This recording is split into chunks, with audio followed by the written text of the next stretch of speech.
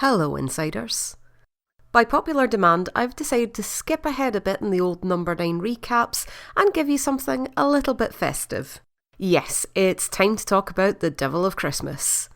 And I hope you've all been good this year, because if you haven't, well, that Krampus fella might have something to say about that.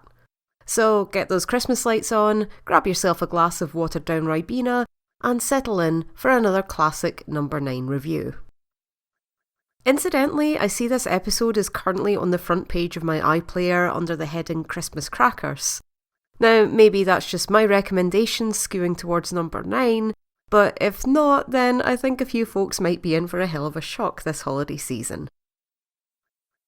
So, The Devil of Christmas is sort of a story within a story, as it's the name of a low-budget horror film being made in 1977. And this is another prime example of number 9's absolute commitment to the bit.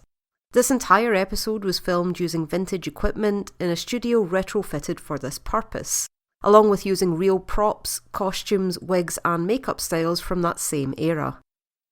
Between that, the old aspect ratio, the colour saturation, and in subtle ways like the way you see candlelight streaking through the picture, this feels like some authentic old school BBC.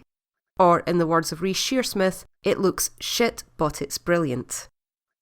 Couple that with the pastiche of 70s TV music, acting and writing styles, you know, that style of writing that is grammatically correct, but not the way people actually talk, and you've got a real good treat for dorks like me who appreciate that attention to detail. Many have noted that this is something of a love letter to the old British horror anthologies that inspired number 9 in the first place, and there's just something nice about that, isn't there? I can't tell you how many times I've watched this episode by now, and every time I'm just bowled over by the end result. What makes this concept even better is how rushed and low rent the production is. And yes, that's 100% on purpose. You could practically make a drinking game out of spotting continuity errors, flubbed lines, and boom mics hovering in the frame. The last time I spoke about this episode, I likened it to Garth Marenghi's Dark Place, and I think that's a reference more of you are likely to get now, since Garth has made something of a comeback since then. Who'd have thunk it? Well, me, actually, I'd have thunked it. In fact, I even made a video a few years ago about why you should watch Dark Place. If you haven't seen that already, then you should watch my video, then watch Dark Place. But what I really meant by that comparison is that both Dark Place and The Devil of Christmas successfully managed to walk that fine line of being laugh out loud terrible, but giving the impression that the cast and crew were actually trying. And that's a lot harder than it sounds. Especially when it comes to acting, because there's a real skill involved for actors being bad on purpose, and the cast here absolutely slay me. Steve Pemberton and Reece Shearsmith must be experts in this style by now. Shame that Pam Douve didn't make a guest appearance. Plus, guest stars Runa Lenska and Jessica Raine are so good you'd swear this really was a lost 70s TV horror. While every moment is just perfection, I think my favourite bit is when Kathy gets hysterical and Steve delivers one of the least convincing stage slaps I've ever seen. And I did youth theatre. Speaking of which, there ain't no bad acting like bad child acting, so well done to George Bedford who played the young Toby. Again, this is some classically bad script writing, complete with pitfalls I've definitely seen in the wild. It's the kind of writing that believes all children speak in broken, whiny and petulant sentences, and it has zero regard for how old the child in question actually is. Now, I'm not good at guessing ages, but to me, Toby seems to be around 8 years old or something, but is written like he's about 4. I like to think the 70s casting director was just told, get a child, any child, they're all basically the same, and so we ended up with Toby, whose real name I don't think is even confirmed. As the episode notes, it would be hard to get a good child actor given the subject matter, but we'll get to that later. According to IMDb, George Bedford hasn't acted before or since, arguably not even during, so wherever he is now, well done for that perfectly bad performance, whether or not it was on purpose. As I mentioned, this is not just a cheesy take on the Krampus legend, but the episode also contains commentary from the film's director, which is set in the present day. The present day being 2016, which was somehow 8 years ago. We kind of forget that part until we hear the voiceover and see the film being rewound, though we did see the clapperboard at the very beginning, which has no TX or transmission date on it, I might add, which is odd but might eventually make sense. Dennis Fulcher, the film's fictional director, is played in voiceover by Derek Jacobi, and he's a very interesting character indeed. We'll definitely have more to say about him later when we get into the spoiler section, but let's just say for now that he comes across as funny, charming and charismatic, both to us and the person who's interviewing him. His little anecdotes and self-aware jabs at budget filmmaking are both amusing and interesting, such as the eating scene where he notes that no one actually eats anything. Does anyone else ever look for that in old films now? Anyway, lines like, "and then she ran out of stairs," and the interviewer asking, "why are they all in a line?" still make me laugh and add an extra dimension to what initially seems to be a fun retro-style romp. Now, can I just say before we get into the real spoilers, you might not believe this from what I've just been saying, but this episode has one of the nastiest and shocking twists you'll ever see in a number 9. I say this up front because some people hated it for exactly this reason, and I've even heard of some people who stopped watching the show afterwards. I put it at number 3 in my most disturbing episodes list, but I can easily see this being a lot of people's number 1. So maybe don't stick it on the telly on Christmas Day sight unseen if you're looking for some good wholesome fun with the family. Okay, so time for spoilers. So there's the film's ending, then there's the film's other ending with the handcuffs, the champagne and the crazy guy who thinks he's Krampus now, and then the film's other ending. Scene 18B. Oh my god, we've been watching the lead up to a snuff film. And that's not a director's commentary, that's a police interview that's going to be used against him in court. Wow, I did not see that coming. I think the moment I first twigged was when they suddenly started rolling out the plastic sheets under the actress who's tied to the bed in her nightie. Just that sudden drop in the pit of my stomach and the thought of, they're not going to do that, are they? And then it all happened so quickly. The gagging, the muffled screams, the other guy getting the mask on, then it cuts at just the right moment where you think you saw much more than you did. Because that's what's so clever about it. We see no actual impact, no blood, no gore, but our minds make us feel like we did. And sometimes that's so much worse. It kind of reminds me of the Texas Chainsaw Massacre, a film from roughly the same era, and how the BBFC tried to make cuts in order to create a more acceptable version for distribution. Only when they went to make the cuts, they found it hard to pinpoint any actual scenes of violence. Most of it was psychological, and the people who'd seen it had just assumed they saw much more than they did. What makes this last scene so shocking, apart from the obvious, is the level of contrast going on. It's a drastic change in tone from the silly horror film we thought we were watching, the contrast in Kathy going from the scream queen we just saw to the very real reaction she has when she knows she's about to die. Plus, there's another big contrast in the screaming terror we see on screen, recorded almost 4 decades previously, and then the quiet, dispassionate director talking us through it before deciding he just doesn't want to watch. There's a real coldness to it. Kathy's final, agonising moments are left on tape forever for other people's sick viewing pleasure, but Dennis can just choose to switch it off. It's not like Kathy had any say in the matter. And while we're at it, let's talk about Dennis Fulcher for a minute and how the ending reveals so much about his character, especially on rewatch.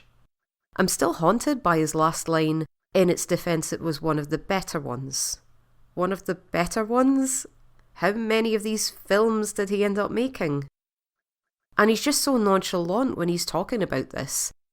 It really doesn't matter to him if he's directing a snuff movie or an episode of Wurzel Gummidge. That was a family show about a talking scarecrow for those who've never heard of it. To Dennis Fulcher, the actors are just living props. He pays so much attention to detail with his craft, but shows zero empathy for the people involved, including the young woman he had killed on camera. And who knows how many others just like her. Between this and the way the police officer is kind of drawn in by his charm, charisma and ego stroking, it makes me wonder if the director was written to be some kind of sociopath. There's probably no real answer to that, but that's how it reads to me. Another detail about him that I found very disturbing was him proudly stating that the idea of Kathy being pregnant was his idea, and that he'd added it to the script in order to tee up the ending. Let that sink in for just a moment. He wanted people to watch that last scene while also thinking about the woman being pregnant. Well, he knows his audience, and that's an audience I really would not like to know. And sure, like many of you, I love horror, I love schlock, I love a right good killing, but there's a level of sadism here that just chills me to the bone. While everything else was obviously fake, campy and fun, this just feels a bit too real, and I'm glad we don't actually see anything. In short, Dennis Fulcher scares me, and if I ever make a list of number 9's greatest monsters, which somebody once suggested in the comments, he'd definitely be in there. One last thought, and this is probably just my mind going into some gruesome places uncontrollably. It looks like the executioner is using a machete to kill Penny, or the actress playing Kathy. I think I've just been saying Kathy up until this point, so apologies for any confusion. Anyway, I've been thinking about this because I have handled a machete before. Don't worry, I was only hacking away at a lump of wood. But what I can say from my very limited experience, I don't think that was ever going to be a clean death or a quick one. In fact, I can only imagine that guy was hacking away at a still living, still screaming Penny for quite some time before she died, while the cameras kept rolling so that the audience could keep watching. Just in case that mental image wasn't quite vivid enough for you already. Trust me, I can always make it worse. So anyway, Merry Christmas everyone, and I hope you've enjoyed my videos this year. It's been quite an eventful one between number 9 coming to an end and going back to the earlier episodes and launching my Patreon. The link is below, by the way, if you're interested in joining. So that brings us to our Patreon question of the video, and it's another one from Rona Torrington. They've asked me, if you could rewrite the ending to any Inside Number 9 episode, which one would you choose and how would you change it? That's a tricky one because generally I find that Steve and Rhys are very good at writing satisfying endings, and they have a real knack for knowing exactly when to end the story and on what note. The Devil of Christmas, for example, has that shocking reveal and that crucial moment to think about what we just witnessed, then the interviewer revealing the true nature of what just happened. All within the last couple of minutes too. It's a brilliant ending. Other great endings that stick out to me for various reasons include Tom and Jerry, Control-Alt-Escape, Wise Owl, and of course the 12 Days of Christine. Honestly, that list could just go on and on and on. But one ending does come to mind when I think about what I'd change, and that's Private View. My reaction on seeing it, and feel free to skip the next few minutes of the video if you don't want it spoiled by the way, was initially a kind of, oh, okay, I didn't expect he'd be the one they were talking to. Oh well, I guess he got away after all. But then the more I thought about it, the less sense it made, and it wasn't exactly a great 1-2 punch to begin with. So from what I can gather in Private View, Rhys's character managed to slip through his bindings, overpower Fiona Shaw's character, kill her, but instead of going to the police he thinks, hey, I could take credit for this art exhibition. And so he takes her body and manages to cut out her heart and stick it in formaldehyde. Because why not at this stage? Then presumably he clears away all the blood and human remains and covers up not just that killing but also all the other killings that she'd already done. Come on, did none of these people tell anyone where they were going that night? A bit darker and slightly more believable for me would be to see the same final scene, only it's Fiona Shaw in some slick black artist's attire, suddenly talking in a very posh London accent, in a stark contrast to the doddery Irish dinner lady she was pretending to be and the deranged homicidal maniac that she actually was. Having Rhys there at the end just felt like more of a twist for the sake of a twist, when we already had a brilliant twist in the reveal of what Fiona Shaw was doing and why. And I don't think I'm alone in this because in the creator's commentary for this episode, The lads actually started lampshading that particular decision and kinda recognised that it doesn't quite make sense. But hey, the rest of the episode is brilliant, so I'm happy to let it slide. Thanks once again to Rona, great question that was. And if you want to join us on Patreon, where members get to ask me these questions and watch all my videos a little bit early, have a gander at the link in the description. You can also support the channel by liking, subscribing and commenting, and just the fact that you've already watched this far means so much to me. So, what's everyone watching this festive season? I know we have the Inside Number 9 documentary coming out on the 22nd, and I'll definitely be watching that. Or maybe it's already been on by the time I've uploaded this, and if so, I hope it was good. If you want to hear more from the Number 9 lads, then you can look forward to Reese playing a talking robot gnome in the new Wallace and Gromit special, which I will definitely be watching on Christmas Day. Or you can see Steve in that weird Robbie Williams monkey movie. You know, it's like a biopic, only he's a monkey for some reason. I've seen the trailer again now, with witnesses, and honestly, that's the only way I can tell it wasn't a fever dream.